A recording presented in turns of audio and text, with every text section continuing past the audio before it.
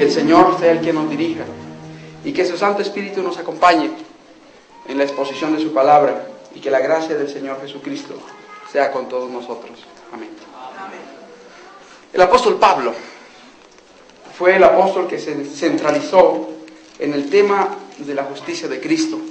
La justicia de Cristo resplandece del Génesis al Apocalipsis, un hilo de oro, va hilando las palabras de los profetas, de los patriarcas, de los apóstoles, y en el Apocalipsis y en el Génesis, desde el alfa hasta el omega, desde el principio hasta el fin, el tema central de la Biblia es este: Cristo, justicia nuestra, o Jehová, justicia nuestra, o la justicia de Cristo. Pero el hombre que más se centró en este tema fue el apóstol Pablo, porque para él fue una experiencia profunda, impactante, que transformó su vida y lo rescató de las cadenas del legalismo judío, ahora al servicio del Evangelio de Jesucristo, a la entrega completa al Señor. En Romanos 8, 29 y 30 expresó las palabras que fueron leídas al principio: porque a los que antes conoció, también los predestinó, para que fuesen hechos conforme a la imagen de su Hijo, para que Él sea el primogénito entre muchos hermanos. Y a los que predestinó, a estos también llamó. Y a los que llamó, a estos también justificó. Y a los que justificó, a estos también glorificó. Aquí el apóstol Pablo presenta que la obra de la salvación implica un proceso que pasa por diversas fases y que fue trazado desde la eternidad pasada, cuando Dios predestinó a los hombres y mujeres para ser salvos. Y empezamos entonces con el primer paso, la predestinación. Un hombre fiel, un hombre que trajo la luz a muchas almas, Juan Calvino, tuvo una confusión en este asunto de la predestinación. Ya llegó a la conclusión de que Dios había predestinado a ciertos hombres y mujeres para ser salvos, y predestinó a otros hombres y mujeres para estar entre los perdidos. Entonces Calvino creía que algunos seres humanos, aún desde que nacían, estaban destinados a perderse, y otros estaban destinados a salvarse. Pero veamos cuál es la predestinación que aparece en la palabra del Señor. El mismo apóstol Pablo, en su carta a Timoteo, expresa con claridad cuál es la predestinación bíblica. En 1 de Timoteo, capítulo 2, versículo 4, dice: el cual quiere que todos los hombres sean salvos y vengan al conocimiento de la verdad. No hay en la Biblia predestinación para condenación. Ningún hombre o mujer que haya nacido en este planeta fue predestinado para perderse. El Salvador, en el Evangelio de Mateo, capítulo 25, dice que los cabritos que estén a su izquierda serán lanzados al lago de fuego y azufre, preparado para el diablo y sus ángeles.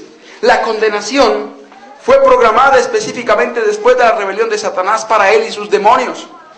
El fuego que el Señor castigará y aniquilará a los perdidos no fue preparado para ellos. Fue preparado, dice allí, para Satanás y sus demonios. No es el plan de Dios que el ser humano se pierda. Dios creó a la especie humana para reemplazar a los ángeles que se rebelaron. Ese es el elevado destino que tiene toda persona que nace en este mundo. Cuando un bebé, un niño o una niña está en los brazos de su padre o de su madre, está aquí porque el Señor trazó que ese niño o esa niña ocupase el lugar de un ángel, que antes era fiel a Dios, pero que se apartó del Señor y por lo tanto tuvieron que ser expulsados del cielo. El elevado destino del hombre, de la mujer, del ser humano, es reemplazar a los ángeles que cayeron y estar en la inmediata presencia de Dios.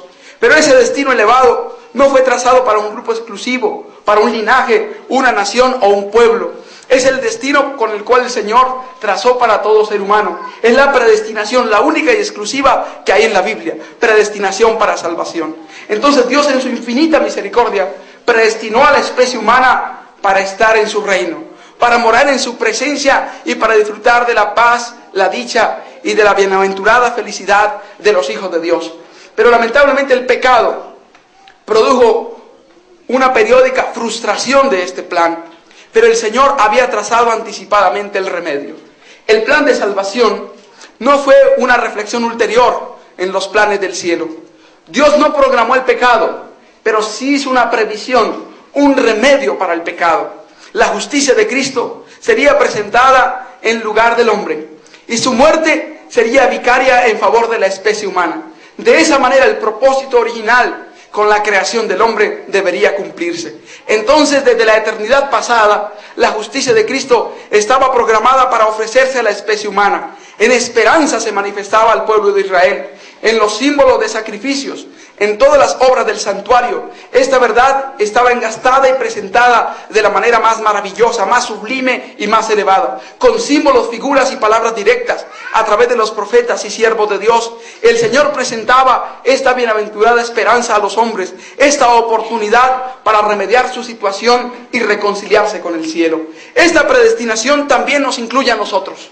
Aunque no existíamos cuando ese plan se trazó y cuando se consumó en la cruz del Calvario con la muerte del Señor Jesús, en los designios de Dios ya habíamos sido tenidos en cuenta. El Señor en su plan y en su programa nos tuvo en cuenta a nosotros. Nos predestinó también como a los demás seres humanos para ser salvos, y como a todos nos extendió ese llamado. El segundo aspecto que menciona Pablo allí es el llamado. A los que predestinó, a estos también llamó. ¿Quiénes son llamados? Y esto reitera para quién es la invitación. En la carta a los Hebreos, en el capítulo 3, encontramos ese llamado, cuando dice en el verso 7, por lo cual, como dice el Espíritu Santo, si oyereis hoy su voz, no endurezcáis vuestros corazones, como en la provocación en el día de la tentación en el desierto. Si oyereis hoy su voz, esa voz enternecedora, que suplica, que ruega, que exhorta, que invita, que apela a la conciencia, que en algunos momentos de la vida nos hace sentir que no nos encontramos en la condición adecuada, que no estamos en la condición correcta, que nos hayamos alejado del Señor, que en la condición en la que estamos no estamos bien, que en ese instante, si muriésemos, moriríamos perdidos, que lo que estamos haciendo no está bien y que las actitudes que hemos asumido son incorrectas, que no estamos haciendo lo correcto y que estamos haciendo lo malo. Esa voz no se limita a ninguna nación o pueblo. Es la voz del Espíritu de Dios que apela y lucha con todo ser humano, que nos hizo esa invitación a nosotros, que en un momento determinado nos hizo sentir nuestra condición y nuestra profunda necesidad, y apelando a nuestras convicciones nos hizo el llamado para venir a los pies del Salvador. ¿De dónde emana ese llamado? La página 147 del Deseado de toda la gente dice que la luz que emana del Calvario, ese amor infinito, nos atrae. La atracción o el llamado es el resultado de la comprensión del amor divino. Por eso en 1 Corintios 1:30 dice que el Salvador es conocimiento. Antes de ser justificación es conocimiento. El conocimiento del amor divino, expresado en la vida y en la muerte del Señor Jesús, es el argumento más poderoso para atraer al mortal, al hombre, al pecador, a la mujer, al anciano o al niño a los pies de la cruz, para atraer al hombre y la mujer a la reconciliación con Dios. Ese llamado se extiende a todos y desde hace mucho tiempo el Señor nos lo está haciendo. Algunos lo hemos sentido hace años, algunos otros lo han sentido solo hace meses, algunos tan solo semanas y algunos tal vez solo en días, pero a todos se nos está haciendo ese llamado. A todos se nos predestinó para ser salvos y a todos se nos hace el llamado para aceptar esa bendita predestinación de ser reconocidos como hijos de Dios, de vivir para Él ahora y morar para siempre en su infinita presencia. Dios nos ayude para no estar entre aquellos mortales que resisten ese llamado, entre aquellos seres humanos que no aceptan esa misericordiosa invitación.